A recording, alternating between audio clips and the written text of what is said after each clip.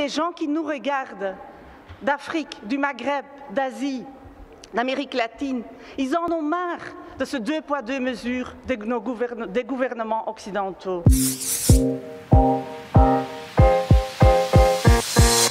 Hier, une journaliste a été abattue de sang-froid par l'armée israélienne.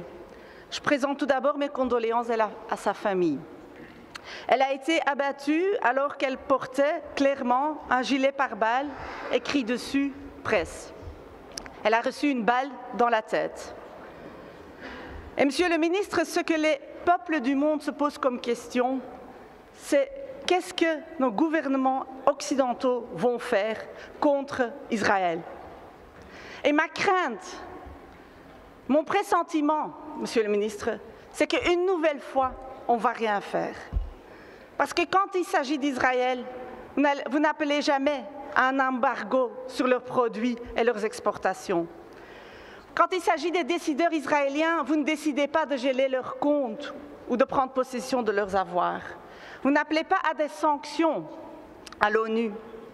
Et vous prendrez de manière générale pas toutes les mesures que vous prenez d'habitude quand il s'agit de prendre des mesures au nom des droits de l'homme dans les pays que vous avez décidés paria. Et on ne verra pas non plus ici des motions appelant à des sanctions comme c'est le cas quand il s'agit de pays comme la Russie ou la Chine.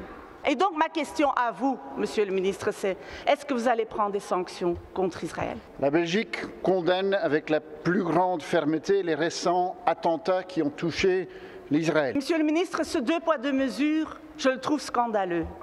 Je le trouve scandaleux et les gens qui nous regardent d'Afrique, du Maghreb, d'Asie, d'Amérique latine, ils en ont marre de ce deux poids, deux mesures des gouvernements occidentaux.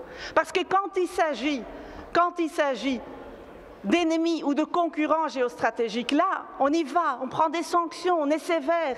Mais quand il s'agit d'alliés comme Israël, il reste 10 secondes, Madame Merckx. C'est bouche cousue.